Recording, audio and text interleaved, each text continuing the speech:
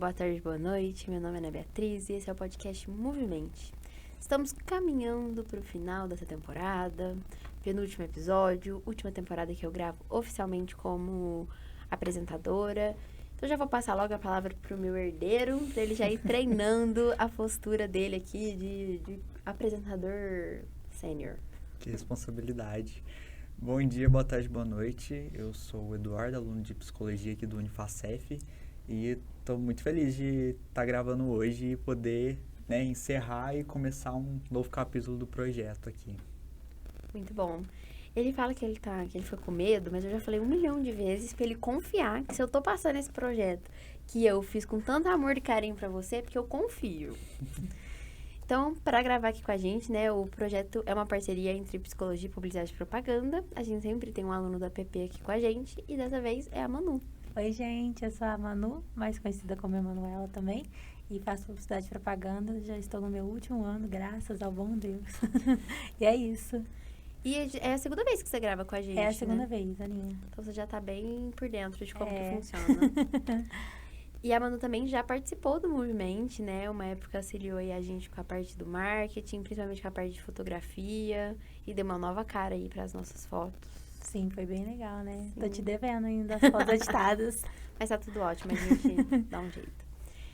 E nesse episódio eu convidei uma amiga minha que cronologicamente, entrou na minha vida recentemente. Mas, tirando a parte cronológica, a gente teve uma conexão muito legal, acho que muito boa.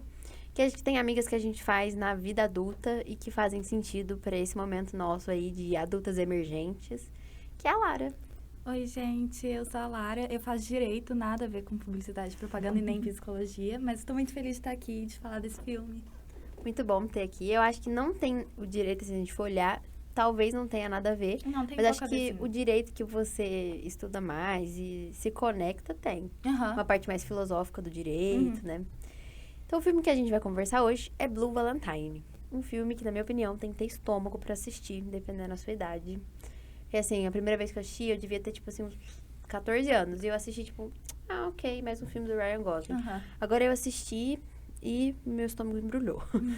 Então, Blue Valentine é um filme de drama que acompanha a história de Dean e Cindy, um casal que alterna entre lembranças do início, apaixonado do relacionamento, e o momento em que o casamento está se desfazendo.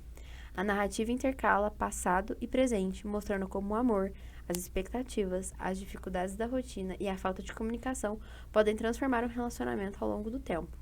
O filme propõe uma reflexão sobre a complexidade dos relacionamentos, evidenciando que o amor, por si só, nem sempre é suficiente para sustentar uma vida a dois. Eu acho que esse filme, não acho que ele me embrulha o estômago, e queria saber se embrulhou de vocês também. Mas eu acho que é um filme que, nos dias de hoje, você tem que ter paciência pra assistir. Não é o tipo de filme que você coloca e bota o play, porque é um filme lento. Então, quem assistiu pela primeira vez, quem já conhecia esse filme, quem se traumatizou assistindo?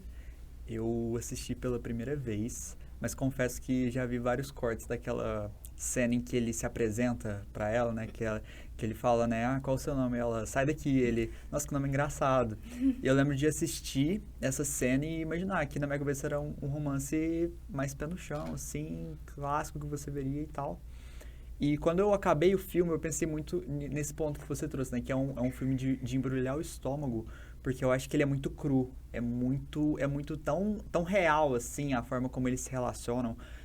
Quando tem as cenas que eles estão tendo algum tipo de relação, quando eles estão brigando, parece que é tão real, assim, parece que os dois atores estão de fato brigando ali naquele momento. E eu acho que essa questão do embrulhar o estômago, eu acho que é muito, pra mim, é muito nessa linha. Porque é o tipo de filme que, como você falou, a gente não, de certa forma, não tá acostumado a assistir hoje. E eu acho que se eu tivesse assistido em outro momento, até pegando um outro episódio que a gente gravou, foi o La La Land, né? Que eu pensaria, nossa, que filme de terror que é esse, né? Mas eu acho que é muito real e por isso que eu acho que é um filme tão bonito, assim, porque ele é a realidade, de fato. Então, achei excelente, excelente. Quando eu assisti esse filme pela primeira vez, eu devia ter uns 15, 16 anos, assim, sem nenhum tipo de experiência romântica, e pra mim foi um filme que eu já entendi que era pesado. A cena deles no motel me traumatizou real. E aí, reassistindo agora, porque eu fui assistir de novo pra fazer o podcast, já tendo, tipo, mais experiências mais românticas, eu fiquei, tipo assim, gente, é isso aqui. Não existe. O sentimento é muito esse. E é um dos meus filmes preferidos, tá? No meu top 4 do Letterboxd. E eu amo. Eu sei que eles demoraram 10 anos pra fazer o filme. Eu sei que durante eles estavam gravando o filme, o Ryan Gosling e a... Como que é o nome da outra atriz? A Michelle Williams. Aham. Eles moraram juntos. Então, eu acho que isso contribui um pouco pra química de casal, assim. E um destaque pra atuação dela. Uma das melhores atuações. Eu acho que o filme pra mim me pegou igual você, Aninha. Foi bem uma embrulhada no estômago. Eu falei assim, gente, a Aninha me passou um filme de romance, mas isso aqui não tá sendo romance nada.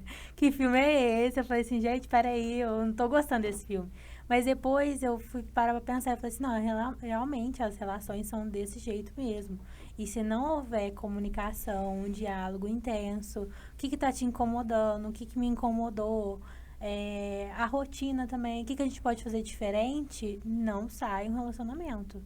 E hoje em dia é o que a gente traz nos nossos relacionamentos, né? Muitas pessoas não conseguem ficar por conta da dificuldade. Isso fez eu refletir até no meu próprio relacionamento, os relacionamentos que eu tive. E qualquer dificuldade da gente manter uma relação tá aberto a se expor às suas dificuldades, às suas realidades, às seus traumas. Mas nem todo mundo consegue, né? Esse filme me trouxe muito isso. E vou linkar o que vocês duas falaram. A Michelle Williams ganhou melhor atriz no Oscar por esse filme.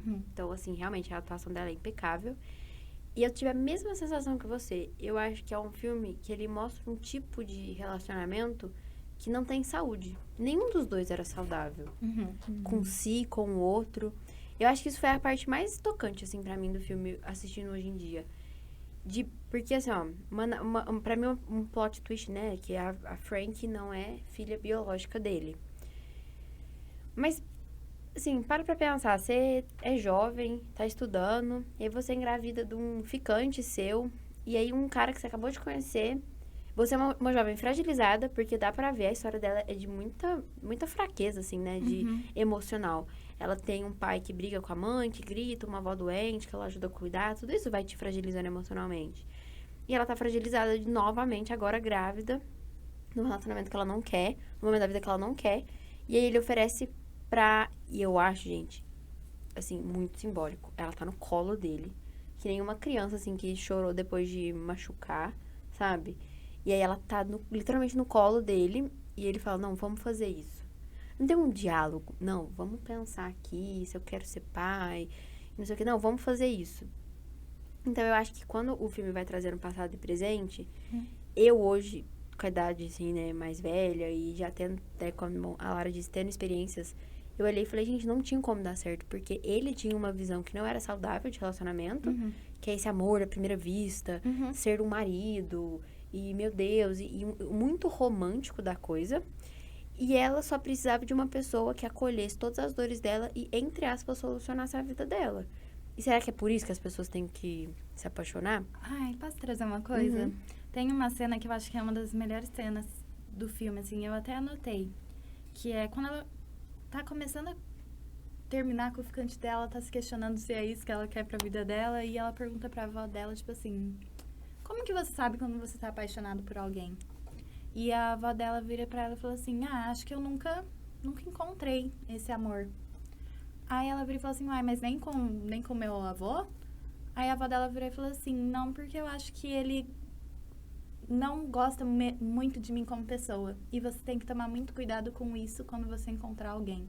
E aí, vendo o filme, o personagem do Ryan Gosling, né, que é o Jim, gosta da idealização dela e não realmente dela como pessoa. Eles se gostarem como pessoa não tá ali. Não, e até quando ela fala que quer fazer medicina, e ele, tipo assim... Gente, pelo amor de Deus, alerta problema. Eu quero fazer medicina. Ele, nossa, mas você é tão bonita, você tinha que ser modelo. Parece um elogio, mas desvaloriza ela enquanto pessoa, que tem um sonho, uma vontade. E quando você falou de ser um filme de romance, eu acho que até uma coisa que eu tinha pensado em falar no começo, mas contextualizando, é uma temporada de romance. De todos os filmes, esse é o único que é o pior romance que você vai assistir na sua vida. Os outros... Eu fiquei meio traumatizada. Tipo assim, a gente iniciou com Notting Hill, se eu não me engano. Ou Amor pra Recordar, não lembro qual que é o primeiro episódio. E a gente vai encerrar com Little Women. De todos esses, o menos romântico é esse, que é Blue Valentine. Eu acho que o mercado dos filmes está tão acostumado com a gente, tipo assim, o filme romântico, aí começa aquela coisa de se conhecer, aí pega, aí o casal briga, ou algum deles morre por causa de uma doença, que a gente nosso cérebro acostumou com essa trajetória. Então, na hora que a gente vai assistir um filme que traz um pouco de realidade, você assusta. Uhum. E foi o meu caso. Eu falei assim, gente, mas isso não é um filme de romance. E foi que eu falei assim, mas faltou diálogo entre eles, né? Até no final lá, ele pega e fala, o que eu preciso fazer pra ficar? E ela não sabia o que falar. Eu já ia falar um monte. Falei, para de beber, procura um emprego melhor, vamos fazer isso funcionar, entendeu? E eles não têm um diálogo, eles nunca tiveram um diálogo. Isso que você falou também, Aninha, é muito importante. E a gente precisa ter um diálogo e entender a pessoa como que ela é. Não trazer uma ideologia na sua cabeça de como que ela tinha que ser, como que você gostaria que ela fosse. Não, é daquele jeito e ponto final. Eu acho muito interessante que vocês trouxeram sobre a questão da idealização da coisa dentro do relacionamento deles ali. E eu acho que é muito interessante isso dentro dos dois personagens, né? Pegando o caso da Cindy. E eu acho muito interessante trazer isso também, que muita coisa a gente interpreta, mas é muito subjetivo, porque a gente tem que interpretar os diálogos entre os personagens. Eu acho isso muito interessante nesse filme, principalmente do lado da Cindy, mas também do lado dele. Porque quando a gente pega o contexto, igual a Ana falou, que ela tinha uma questão familiar muito fragilizada ali, a questão da avó, que ela tinha que ajudar a cuidar, o pai, que não tinha um relacionamento bom com a esposa, que era a mãe dela. E a gente percebe que como desde a infância, de certa forma, ela aprende que o amor e a dor, a violência, eles andam lado a lado. Tanto que quando ela vai para a clínica para abortar o bebê que ela estava esperando, e ela fala, né, que a primeira relação dela foi com 13 anos de idade. E isso, quando eu assisti, pelo menos eu fiquei muito impactado com isso, porque é um diálogo ali muito forte. Você não espera o que ela vai falar, né? Porque você não assistiu essas cenas antes. E eu acho isso muito impactante. E aí, quando você pega o lado do Dion, por exemplo, quando ele vai conhecer os pais, né, da Cindy, e aí eles perguntam da mãe dele, e ele fala que a mãe dele, né, conheceu outra pessoa e abandonou a família para seguir com esse parceiro que ela encontrou. E a gente percebe como a Cindy, de certa forma, ela queria um amor que acolhesse, um amor que fosse respeitoso de fato, porque ela nunca encontrou isso na vida dela. E ele queria alguém que ficasse, ele queria que alguém que fosse presente. Então, de certa forma, quando ele encontra ela, ele tenta se fazer presente, talvez por esse medo do abandono, de certa forma, não sei. Eu acho isso muito interessante, como eles projetam uma idealização própria no outro, assim, do que eu queria que acontecesse comigo dentro de uma relação. E eles ignoram justamente o que a pessoa é, de fato. Eles colocam aquilo que eu acho que ela deveria ser para mim. Eu acho isso muito forte. E o fato de ser justamente cenas do presente e do passado, eu acho isso mais impactante ainda, né? Porque você não tem uma linha que você pensa, nossa... Porque quando acontece as cenas, você pensa, nossa, ele é um babaca quando ele tá fazendo isso aqui. Mas aí depois você vê, poxa, velho, não é bem assim. E ela a mesma coisa. Então, o contexto que a gente vai compreendendo no decorrer da narrativa, pra mim, é fantasticamente bem construído. Queria só corrigir uma coisa. A Michelle Williams não ganhou o Oscar. Ela foi indicada por esse filme. Eu, no caso, dei fake news aqui. E, enfim, agora voltamos ao debate, só pra eu corrigir a informação. Eu acho que eu tenho um incômodo muito grande com o personagem do Jim. Primeira coisa, eu achei fantástico a caracterização do personagem quando ele é adulto. Muito. Sim. Porque o Ryan Gosling, ele é tão charmoso, eu acho que ele tem um carisma tão grande. E ele interpreta um personagem totalmente sem carisma. E aí eu lembro que eu mandei mensagem pra você falando assim, Miga, eu tô com estresse pós-traumático depois desse filme. Sim. Mas eu acho assim, a roupa, a calça que ele, tipo assim, a calça com a blusa, aquele óculos, aquele cabelo bagunçado. O cigarro, ele tá calvo. Nossa, muito calmo. Ele tá muito calvo, mas ele tá, tipo assim, aquele calvo desleixado, sabe? Que só nasceu aqui a calvície, aí o cabelo dele tá todo bagunçado. Vai dando um trem ruim, assim, você vai olhando pra ele. Se ele fosse mais arrumado, acho que as pessoas teriam mais simpatia por ele. Sim. Não, eu acho que é isso. Eu acho que a caracterização traz esse negócio, tipo, eu acho que até o cigarro um pouco traz assim, sabe, ele beber e fumar, sabe? Remete a uma coisa mais aversiva mesmo, assim, de, nossa, quem que é esse homem? Esquisito, assim. E eu acho que ele é uma pessoa, na minha visão, assim, muito violento do jeito pacífico. Por quê? Quando a cachorrinha foge, aí ela encontra a cachorrinha morta, eu sinto que é isso. A personagem da Cindy, ela é essa mulher que ela tá engolindo um oceano de coisas, assim, que ela queria fazer. Aí ela vê a cachorra morta, ela vai resolver, tenta esconder a emoção da filha, e aí ele fala assim pra ela, quantas vezes eu falei pra você trancar aquela porta? Ele não grita com ela, ele não fala que a culpa é dela, mas ele deixa implícito ali, né? E aí ela desaba a chorar na apresentação da filha.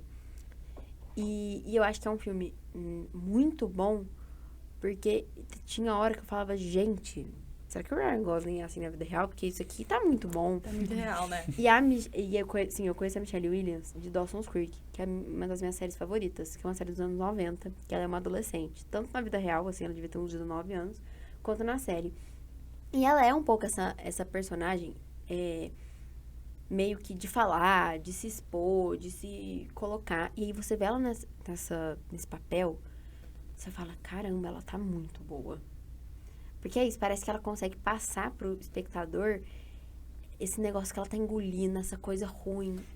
Tem hora que dá vontade de dizer, minha mulher dá uns gritos. E ela não grita, ela segura o tempo inteiro, assim, né? Enfim, eu acho que é um filme muito... É um filme de terror, não é um filme de romance. Ele é a massa podre de todos os outros filmes que a gente escolheu, é isso. E, nossa, eu acho muito, muito potente isso até que você fala, porque... E até trazendo o tópico que eu trouxe antes, né? Que é tudo tão subjetivo que a gente tem que interpretar.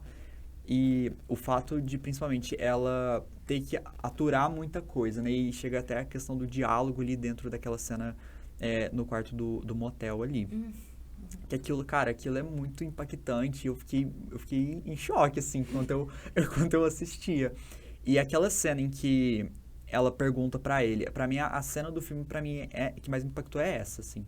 Que ela pergunta pra ele, por que você não faz nada? E ele, o quê? Ela fala, tipo, você não faz nada. E ele não percebe essa realidade do que ele está fazendo, assim, de fato. Porque ele tá corroendo, de certa forma, o relacionamento dos dois, a estrutura familiar ali que eles têm, né?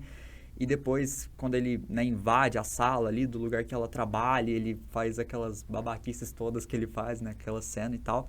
Eu acho isso muito forte. E no final do filme, quando eles estão conversando, assim, né? Por um momento eu achei que, poxa, eles vão reatar. Eles vão... Mas que merda, né? Exatamente. Porque seria muito idealizado e a gente sabe que não é assim. Porque a proposta do filme justamente não é mostrar algo idealizado. Eu acho que tanto a caracterização, igual a gente estava falando, faz muito sentido ele ser daquele jeito. Porque na vida real, se fosse uma história real, porque com certeza é real essa história em algum lugar, ele seria exatamente daquele jeito, né? Ele não seria o príncipe perfeito que o Ryan Gosling talvez seja na vida real. Mas eu acho isso muito impactante. E aquela cena final ali, pra mim, é muito forte. E porque ele vai embora...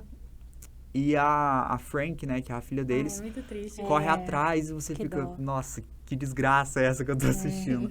Mas é muito impactante pra mim. Então, assim, no meu Letterboxd eu coloquei 4 estrelas, inclusive. Achei muito interessante esse filme por conta disso.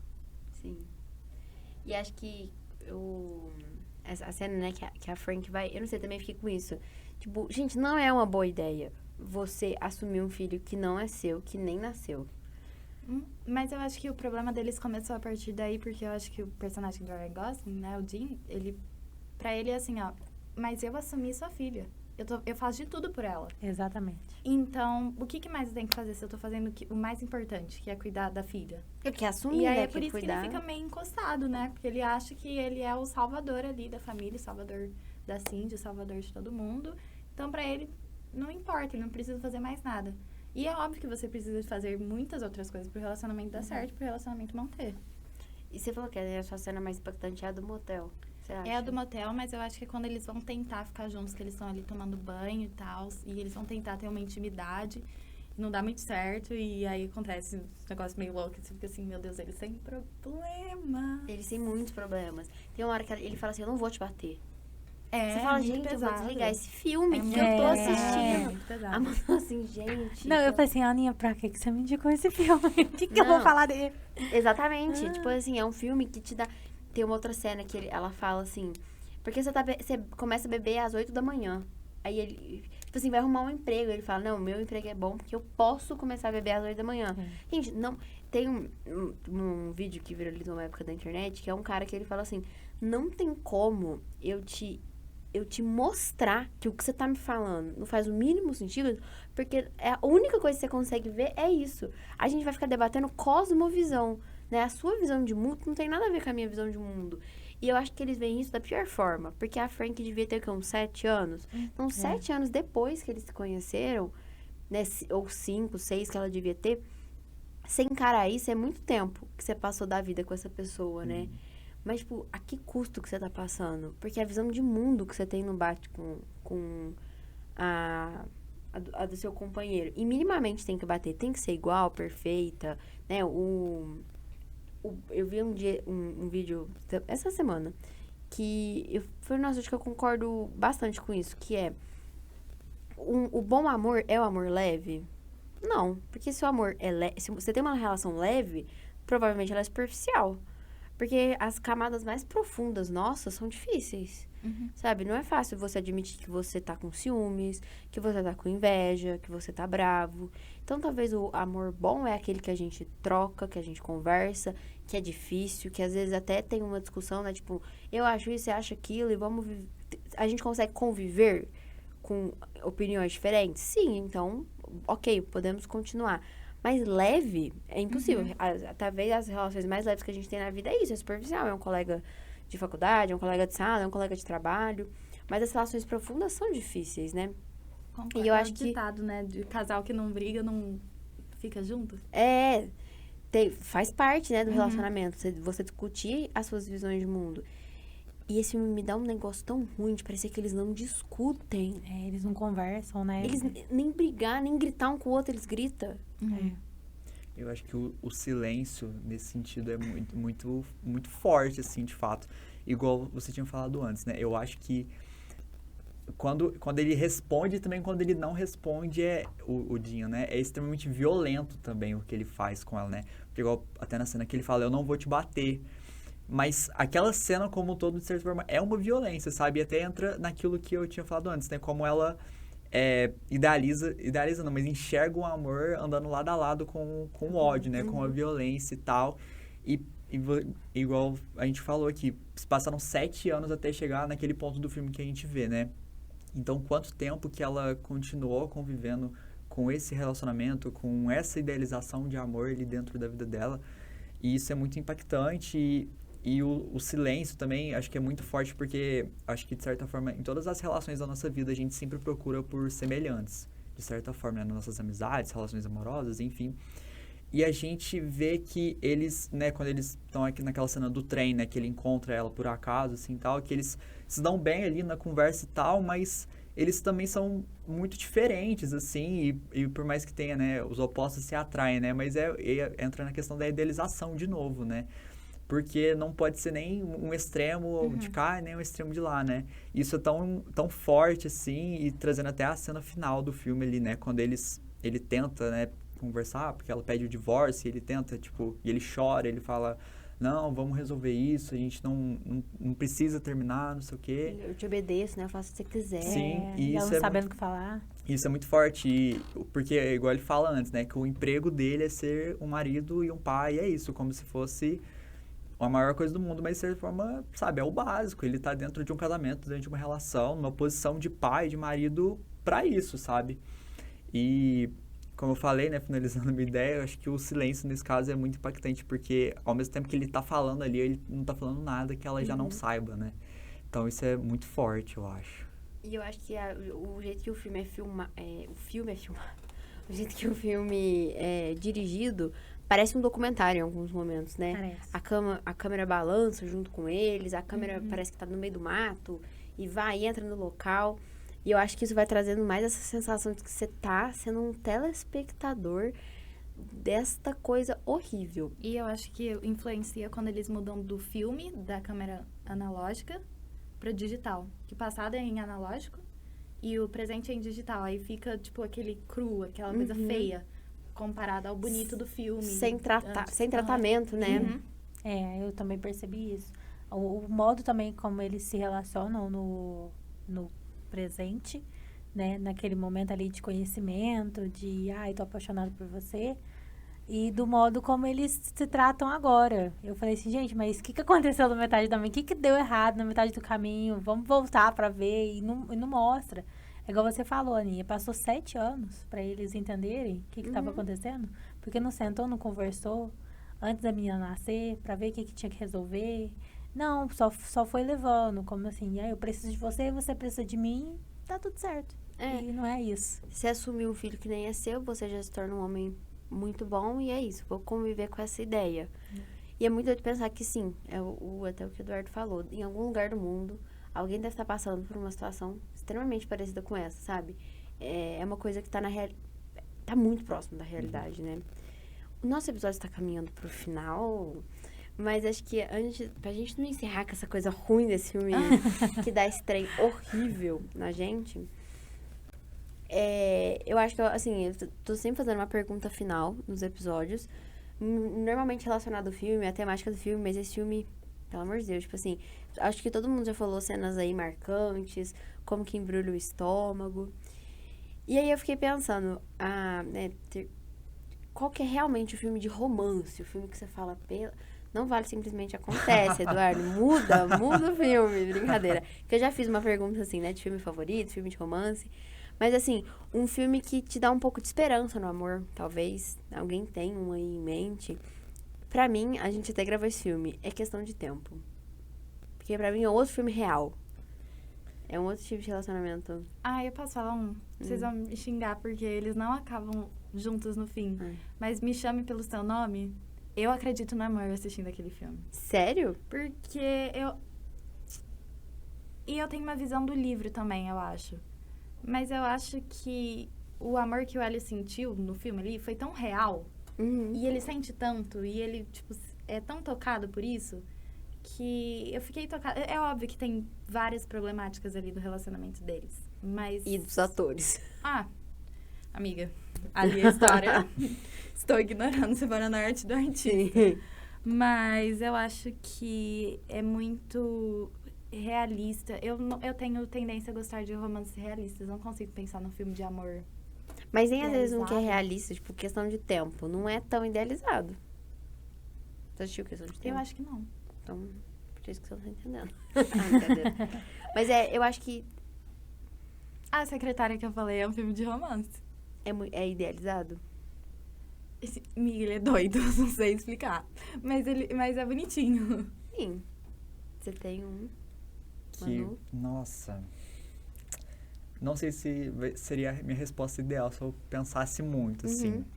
Mas tem um filme que tá no meu top 4 filmes do Letterboxd, inclusive esse, que é um dos meus filmes favoritos da minha vida. Desde a infância eu assisto ele, que é Como Se Fosse a Primeira Vez, do Adam Sandler. Eu gosto muito. Eu amo muito esse filme, e por mais que seja, né, uma ficção ali, quando aquela cena, né, que ele fala que ele tenta fazer ela se apaixonar todo dia por ele, né, assim como ele se apaixona por ela, acho aquilo muito bonito e me faz pensar que o amor não precisa pesar o clima igual esse filme que a gente falou hoje, mas que ele pode ser leve também, de certa forma. Então, minha resposta hoje seria essa. E eu acho que pra tirar o trauma de Blue Valentine, assiste Diário de uma Paixão, que é também com o Ryan Gosling. É maravilhoso. Aí você tira um pouco do trauma. Ele gosta de fazer filme de romance, né? Ama. Não, Diário de uma Paixão vai tirar o trauma? Filme triste? Mas ele conta a história deles, mas é muito acho mais... triste. É um filme que eu acredito, assim, que fez eu acreditar. Na hora que eu cheguei no final, eu falei, não acredito, gente, que aconteceu isso. Mas é tão bonitinho ele contando pra ela todo dia a história deles juntos. Eu tava tentando lembrar o nome do filme, ainda bem que você lembrou. É que é um acervo de muitas coisas. Se a gente for falar em comédia romântica, eu gosto muito também do... Qual o Seu Número? Nossa. Qual é o seu número? É com o... que faz o Chris Chris Evans. Evans. É legal também. Sei legal. qual é. Bom, bem Sessão da Tarde, Bem gostoso. Sessão da Tarde. Eu assisti esse final de semana, Uma Paixão no Escritório, na Netflix. É bem legal É novo? também. É novo. Depois Eles são 6 tem uma Ah, indicação. Quem É é? com a Jennifer Lopez. Então, assisti. Eu gostei dele também. Uhum. Uma Paixão. No escritório. No escritório, na Netflix, depois você procura. É bem Ela- fanfic, é- amiga. ela é muito cheia- Mas legal. eu acho que, assim, enfim, pra gente caminhar realmente pro fim, eu acho que Blue Valentine é um filme que nunca mais vai ser gravado na vida. Porque, Nunca. tipo Não. assim, ninguém nunca vai conseguir entregar aquilo de novo. É um filme muito ruim, e aí ele se torna bom, né? Ele consegue 4 estrelas no Letterboxd, por exemplo. E é isso, eu acho que hoje eu tô com problema de encerrar os episódios que a gente tá gravando hoje, porque é meu último dia gravando. E sabe quando você corre do fim das coisas? Eu tô um pouco isso, então eu tô meio que sem saber como encerrar. Eu queria agradecer vocês por estarem participando do projeto comigo. Manu, que agora tá se formando, boa sorte aí, né, nessa reta final aí da faculdade. Obrigada. A Lara também tá se formando, então boa sorte na reta final. Eduardo, sua reta não tem final ainda.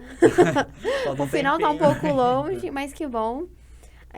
Você assumir aqui meu lugar, muito obrigada. Nosso último episódio juntos nesse lugar. É verdade. Mas gravaremos outro com as cadeiras Com as trocadas, cadeiras eu trocadas, espero. realmente. E eu queria já aproveitar esse espaço e te agradecer, Ana, também, por essa oportunidade. O projeto do Movimento é uma coisa que eu sou apaixonado pela ideia e de trazer a psicologia com a publicidade, claro, mas também com o cinema, a arte no geral, e é uma coisa que me motiva muito a continuar na faculdade também, de certa forma, e querer aprender mais e fazer mais, e acho que você é uma referência nesse sentido, porque da forma que você tocou esse projeto nesses 5 anos, e eu fico muito feliz de você ter me escolhido a dedo para continuar o projeto.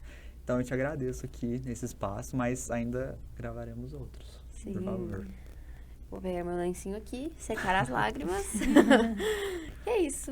Até aí uma próxima vez. Assistam o último episódio com as minhas melhores amigas da vida. E muito obrigada por ter escutado e assistido até aqui. Beijos.